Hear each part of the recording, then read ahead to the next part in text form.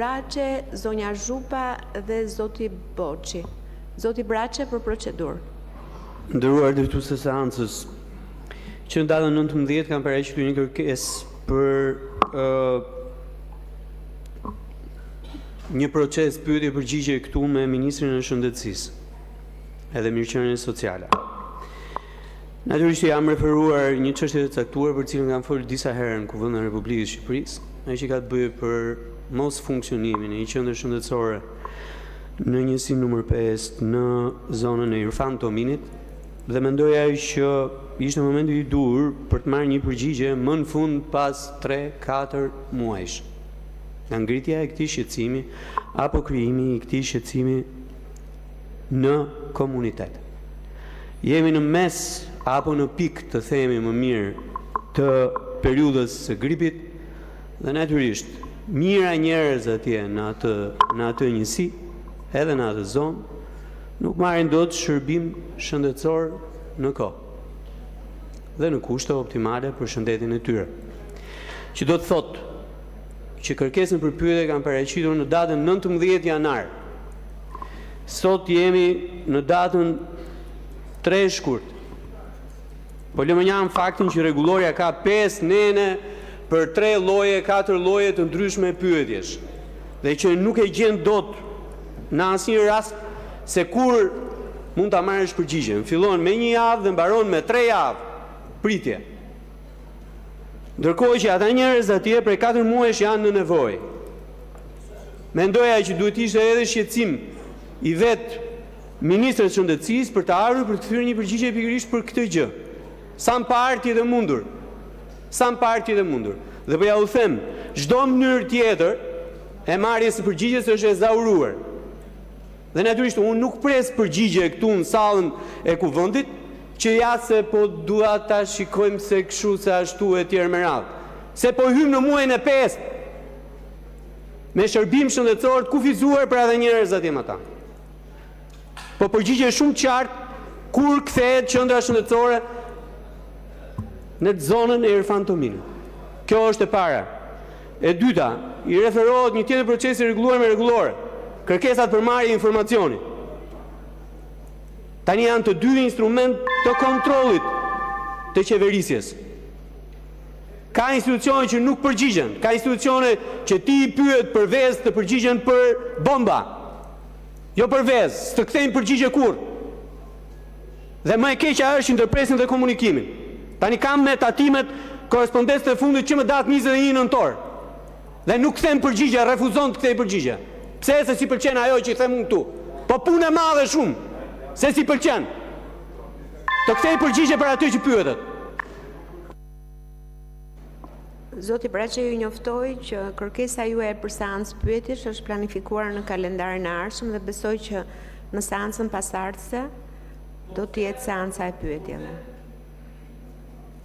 Kështu është planifikuar në bazë të kërkesës që është depozuar. Shumë kryetar komisionesh dhe e din shumë mirë që një mbledhje e komisionit, kur ka një kryetar, thirret nëpërmjet dakordësisë së kryesisë komisionit, që përbëhet nga nën kryetari dhe sekretari, ndërsa një komision i posaçëm u thriska me urdhrin e një bashkëkryetari. Ku është parë kjo?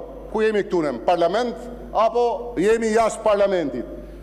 Nuk ka dakordësi, nuk ka konsultim, unë jam bashkëkryetari. Dhe dali këtu bashkëkryetari tjetër, letë më sfidoj, letë thoj që po mbledhja është thirrur me konsulencën e bashkëkryetarit. Jo vetëm kjo mbledhje, kjo është nul. Dhe mbledhjet e tjera që i sillni si argument dhe i interpretoni si bojkot, nuk janë thirrur në konsulencë me kryesinë e komisionit, që përbëhet nga 2 bashkëkryetar pas zgjedhur sekretaren. Pra, ku është rregulloria e parlamentit këtu? Çfarë është pazar jemi këtu ne? Dua unë, ky është çmimi, s'dua unë, s'ka çmim. Kjo është e turpshme dhe më e turpshme ishte ai ultimatumi që u dha në konferencën e kryetarëve. Nëse doni të bëni parlament. Nëse këtë parlament doni ta ktheni në koloni ndëshkimore për opozitën, bëheni. I morët gjitha. I morët avokatin e popullit, komisionet e posaçme, hetimorët nuk i lejoni. Po mirë më merrni dhe komisionet e përhershme, pse nuk i merrni? Pse nuk I merrni? Bëni një vendim nga antarët e komisionit, se është absurdi tjetër. Vinë këtu antarët e komisionit posaçëm dhe firmosin ndryshimin e përbërjes komisionit. A e kuptoni ku ka arrit fantazia dhe çmenduria juaj? Si mundet antarët e një komisioni kërkojnë ndryshimin e atij komisioni? Si mundet e njëjta trup votuese këtu që ka votuar një herë një komision posaçëm në konsensus politik të votoj prap ndryshimin e këtij komisioni dhe të heqi paritetin. Paritetin më. Të merri ju shumicën. Po pse më noterët e ju jemi ne, të vim ne para jush dhe ju të bëni çfarë doni me reformën territoriale, e bët cop Shqipërinë me reformën territoriale. Cop dhe nuk ka shërbime, e keni boshatisur. Dhe ndërkohë jeni po ju që gjoja do bëni reformë. Po kemi, dhe I themi qytetarëve, kemi arsyen kryesore për mos qenë aty me ju. Ne do jemi në shesh, sigurisht. Ne do japim opsionin ton, po jo me ju, jo me atë shumicën të imponuar nga ju. Kjo që keni bërë është turp për mbi turpe, sepse ky parlament është mbushur me turp, por dhe këto nuk I kishim parë dhe dëgjuar, po me ju çfarë nuk shihet dhe çfarë nuk dëgjohet. Faleminderit. Zoti Balla, keni kërkuar fjalën?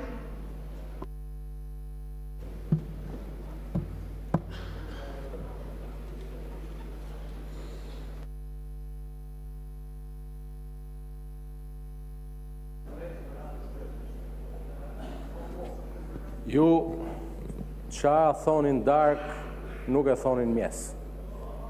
Doli dje ky zotria, fakt pyeta dhe ChatGPT-n për ta kuptuar se qa tha se ishe vështirë ta kuptoje.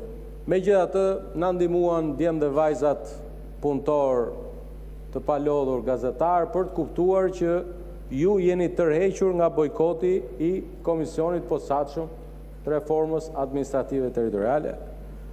Këtë ma shpjeguan edhe miq që ndihmojnë në komunikimin, për pavarësisht se këtë komunikim duhet ta kemi sy më sy. Na keni sjell dje. Shoh sot që jeni të rrequr nga ajo që keni vendosur dje. Të paktën më ndjeni koleg nëse unë e kam kuptuar gabim, këta nuk janë të rrequr nga bojkoti. Dhe u çua madje jeni aq kakofonik sa për një çështje çoheni dy veta. Minimalisht ka një rregull organizativ që çohet njëri në emër të grupit. Tani jeni shpartalluar se ca ka nik, ca pa qef, ca zvin. Shpartallim është ky. Tani ka mundësi t'ju bëj një pyetje shumë të thjeshtë. Zonja dhe zotrinj të Partisë Demokratike, aq sa keni mbetur këtu. Ju angazhoheni që të merrni pjesë rregullisht në mbledhjet e komisionit të posaçëm, ta dim. Dhe këtë gjë e keni deri ndarkë, se deri kur të vi votimi I çështjes 12 të rendit ditës, kur të jetë vendimi. Në rast se na thoni që shiko, ne do të vim në mbledhjen e komisionit. Jo kjo historia që I thash unë kryetarit, po ai bashkryetari nuk më la mua se unë kisha, se unë do iki, po serdhi se ishin ca, nuk bëhet do mbledhja e komisionit me 8, sepse 8-a është gjysma e 16-s. Dhe ju ka lënë Luli pa shkollë, po 8-a e do dhe 1 të bëhet 9, që të jetë gjysma, 1 më shumë se gjysma. Kaq. Dhe ne po ju themi, nëse ju vini, nuk ka nevojë ta ndryshojmë. Na e thoni këtë deri ndarkë, se ju jeni në mëngjes keni mend tjera, në darkë keni mend tjera. Do presim deri ndarkë që t'ju vinë mend e mbrëmjes në darkë, edhe kismet vendosim deri atëherë. Shumë faleminderit ju të medias që na ndihmoni t'i kuptojmë ta, se ne këta drejt për drejtin nuk I kuptojmë dot. Shumë faleminderit. Zoti Karpër, zoti Boçi, uluni një minutë, ju lutem. Nuk ju ka përmendur emrin, ju lutem. Ju lutem.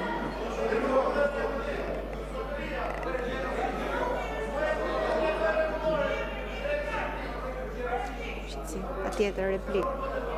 Zoti Karpër I ndjes pak më vonë pas zotit Boçi.